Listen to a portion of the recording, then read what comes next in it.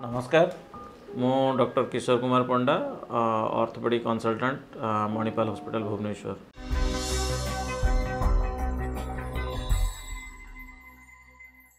आज आम एक गुरुत्वपूर्ण डिजीज जोटा कि आम ऑस्टियोपोरोसिस ता विषय रे टिके डिस्क्राइब करिवा। प्रथमतः ऑस्टियोपोरोसिस कौन? ऑस्टियोपोरोसिस होची हाड़र जो नमनीयता थाए सेटा एक्चुअली नष्ट हो जाए।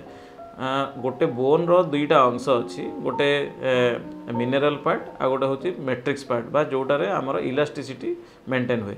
तो ऑस्टियोपोरोसिस रे जो इलास्टिसिटी पार्टा थाए जो नमनीयता थाए सेटा नष्ट हुए एवं एटा गोटे फंपा खोलपा भाया हाड़टा रुहे जो थी कि सामान्य फल बा स्लीप करिगले गोड़ से व्यक्ति जनक फ्रैक्चर रे सफर करती एवं गोटे सिवियर गोटे नॉर्मल लाइफटा सांगे सांगे गोटे फ्रैक्चर होगी से बेड रिडन हो जाती। तो मुझे कहबी ऑस्टियोपोरोसिसटा गोटे साइलेंट किलर। तो आमर आज प्रायोरिटी होची ऑस्टियोपोरोसिस कौन आम ताको किमिति जानिबा आउ किमिति ताको प्रिवेंट करिबा। प्रथमे तो यहाँ गोटे बयस जनित रोग बा जोटा ओल्ड एज रे अराउंड 60-65 एज रे एटा देखा दिए। पार्टिकुलरली एथरे कौन हुए ना बोन पेन हम जो आमर गोड़र सीन बोन अच्छी बा हिप बोन अच्छी गोटे जनरलाइज्ड वीकनेस फील हम, दुर्बलता अनुभव हम। आपड़ जदि मॉर्निंग वॉक करते हठात कि आपन को फील हम धीरे धीरे आपन मॉर्निंग वॉकटा डिफिकल्टी हो जाऊँगी, पेन अनुभव होची। तो ये सब जितेबाला आसो आपण मन को प्रथमे आपण जदि से बयस बा से एज कैटेगरी आसुथे ताले प्रथमतः आप ऑस्टियोपोरोसिस बोली ताको भाविबा दरकार। तो जितेबाला आपण निजको ऑस्टियोपोरोसिस होची बोली भाविबे आपण निकटतम डाक्तरखाना हो बा जो आपणकर फैमिली डॉक्टर हूँ ताको निहाती कंसल्ट करेंगे। सेकेंड जिन हूँ ऑस्टियोपोरोसिस को आम केमी डायग्नोज करवा।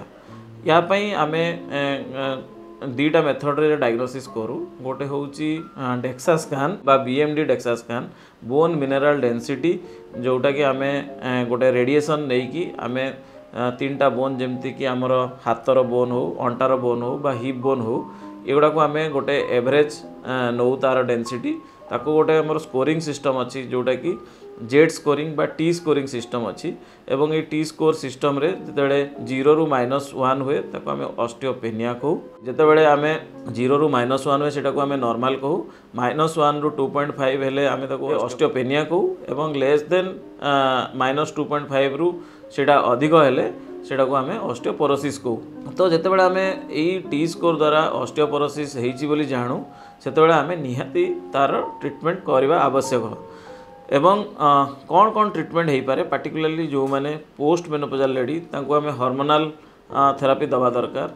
मेल मानू एडिक्वेट विटामिन डी एवं कैल्शियम दवा दरकार। ता सांगे आमर जो बोन फॉर्मिंग हार्मोन अच्छी जमती कि पैराथर्मोन एनालॉग जोटा कि आम पीटीएच कहूँ सेगुड़ा दवा दरकार बा टेरीपैराटाइड आजिका डेट्रे आम टेरीपैराटाइड दौचु, डेनोसोमा दौचु।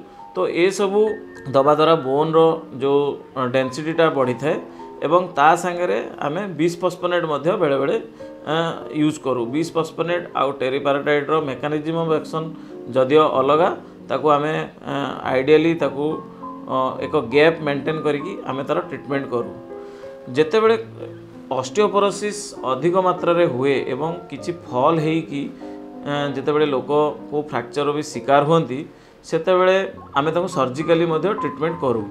तो लोकों भितरे गोटे प्रश्न थाए कि ओल्ड एज रे सर्जरी संभव ना नहीं, यही फ्रैक्चर हिलिंगटा सक्सेस हबो ना नहीं। तो ये सबूर इम्पोर्टेंस अच्छी। जितेबाला ऑस्टियोपोरोटिक बोन थाए सेतेबेले आमे जो फ्रैक्चरटा को ट्रीटमेंट करूँ से जो प्लेट दो बा नेल दो तार फिक्सेशन टिके डिफिकल्टीज हुए। आमे बहुत डिफिकल्टी फेस करूँ कहीं से स्क्रू गुड़ा प्रॉपर्ली टाइट होंतनी कि से जो बोन जो होल्ड करे जो स्क्रू जी टाइट रे होल्ड करिया कथा सेगुड़ा से टाइट रे होल्ड करंतनी एवं जो फ्रैक्चर गैप थाए सेटा जी टाइम पीरियड आमे जो 4 मास बा 5 मास पीरियड रे बोनटा गोटे यूनियन हम बोली भावू सेटा डिले हुए। एटा गला फ्रैक्चर फिक्सेशन। बेले बेले कौन हुए हिप बोन भांगी जाए बा नेक ऑफ फीमर जोटा आम कहू सेटा भांगी जाए। तो सेतेबेले आमे सेगुड़ा को रिप्लेस करिया को पड़े।